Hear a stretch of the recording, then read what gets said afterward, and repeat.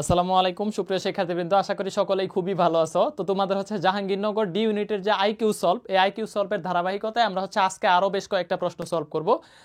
এইখানে যেগুলো জাহাঙ্গীরনগর ডি ইউনিটে আসছে 23, 21, 22, 19 এরকম সিরিয়ালে আমরা কিছু কনসেপচুয়াল প্রশ্ন সলভ করব।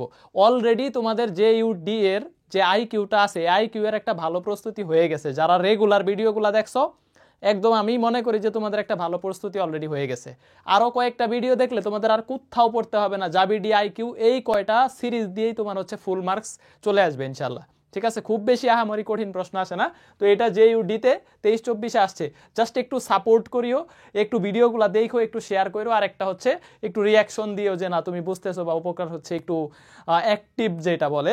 তো দেখো এইখানে আমাকে বলছে যে ধারায় পরের ছবি কোনটা। হ্যাঁ, ধারায় পরের ছবি কোনটা হবে, এই সুন্দর প্রশ্নটা যে ইউডিতে আসছে। তো ছবিটা একটু খেয়াল করো, দেখো এইটা একবার এখানে সরছে, একটা রোটেট হয়েছে।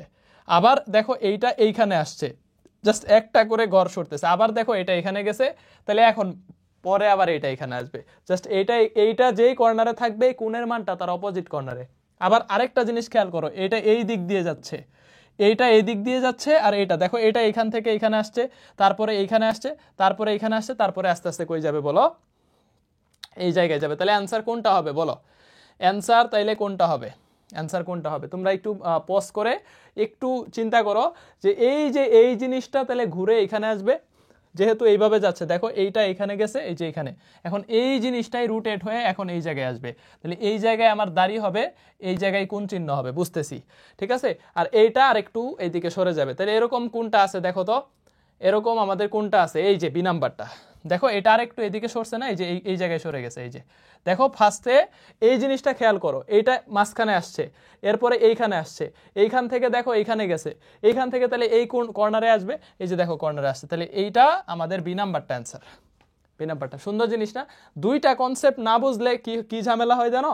এই যে দেখো এই দাগিটা, এই দাগটা এই যে এইখানেও আছে, সি নাম্বার অপশনেও কিন্তু এই সেম বিষয়টা আছে। তাইলে আমাদের ওই পয়েন্টের জিনিসটা আইডেন্টিফাই করাও ইম্পর্টেন্ট। কারণ পয়েন্টটা দেখো এই সার্কেল থেকে আসতেছে, আর এইটা এইভাবে আসতেছে, দুই সার্কেলে। তাহলে ফার্স্টে দেখো এটা এখানে আসছে, তারপরে এই কর্নারে আসছে। ফার্স্টে একটা কর্নারে ছিল, মাঝখানে কর্নারে, তারপরে আবার মাঝখানে, তারপরে তাহলে কি হবে বলো, এই যে এই কর্নারে আসবে। খুবই সুন্দর সিকোয়েন্স না? মারাত্মক সিকোয়েন্স। ওকে, পরেরটাই যাই। জেড ইকুয়াল টু 52, এটা অলরেডি তোমাদের পড়াই ফেলছি এই টাইপসের। তারপরেও এই প্রশ্নটা দিছি, তোমরা পজ করে নিজে অ্যান্সার দিও। তারপরে দেখো মিলায় নাও, এই যে জেড, খেয়াল করো জেটের ভ্যালুটা হইতেছে কি যে 52। এখন এইটা তাহলে 26, 26টা লেটার, 26-এর মানে ডাবল। তাহলে ডাবল ডাবল করতেছি না, দেখো তো এটা কিন্তু ডাবল। আবার এন দেখো, তাহলে এ 2 দিয়ে গুণ করলে 2। এন কত নাম্বার দেখো তো, এন কত নাম্বার? A B C D E F G H I J K L M N. ঠিক আছে, তাহলে আমাদের কত নাম্বার হচ্ছে? 14, 28 হচ্ছে না? তাহলে 14 কত? 14 2 28।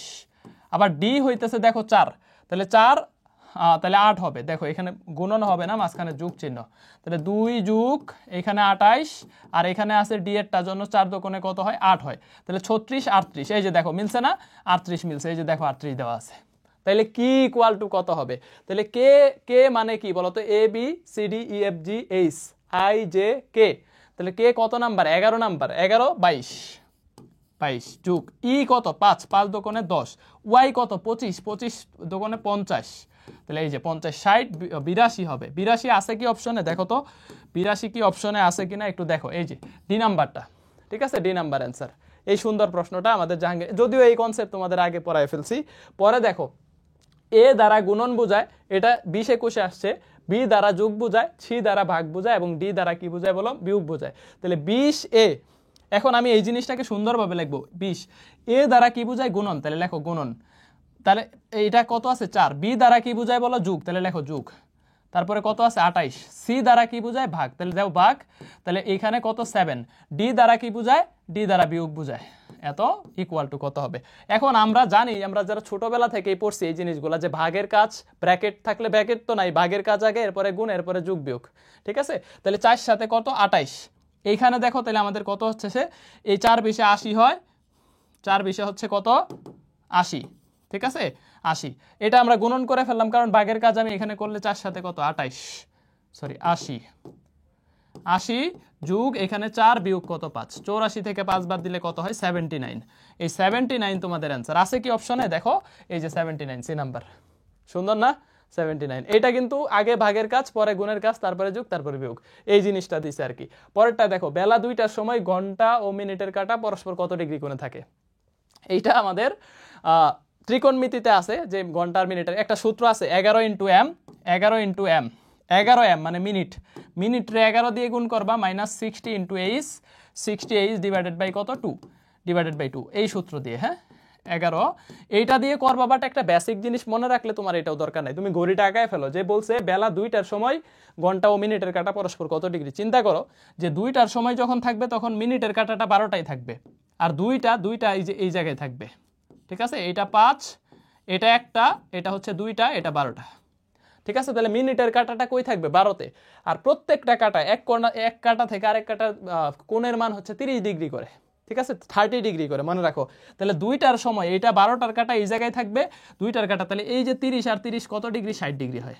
2টা কাঁটা দেখো এইখান থেকে এইটুকু 30, তাহলে 30 পরের টুকু 30, 30 30 কত হবে 60 ডিগ্রি। এইটা আমরা বেসিক থেকেই করতে পারি, যারা গড়ি আঁকাইতে পারো বেসিক থেকেই করতে পারি 60 ডিগ্রি।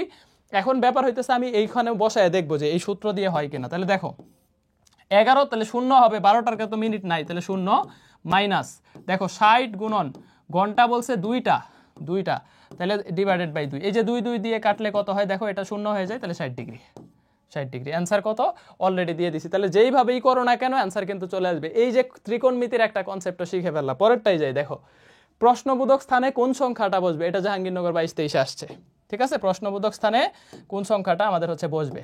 দেখো তাহলে এই প্রশ্নটা আমরা একটু মনোযোগ দাও, পজ করে নিজে ট্রাই করো, এরকম তো অনেকগুলা তোমাদের করাইছি। এখন এখানে একটা সুন্দর কনসেপ্ট আছে, দেখো এটা একটু ডিপ কনসেপ্ট থেকে প্রশ্নটা আসলে দিছে। দেখো 26-এর সাথে 34 কানেক্টেড, 41-এর সাথে 46, 56-এর সাথে কত হবে, ঠিক আছে। এটা বিভিন্নভাবেই মিলতে পারে, তবে দেখো 26-এর সাথে যদি এই যে আবার 2 যোগ 6 এই দুইটা সংখ্যা আবার যোগ করো, তাহলে দেখো 34 হয় না, 34 হয়। আবার দেখো 41-এর সাথে এই যে দেখো 4 আবার 1 যদি যোগ করো তাহলে কত হইতেছে দেখো 46 হচ্ছে। সেম জিনিসটা তাহলে দেখো 56-এর সাথে আবার 5 যোগ 6 করো তাহলে 11, কত হয় 67 হয়।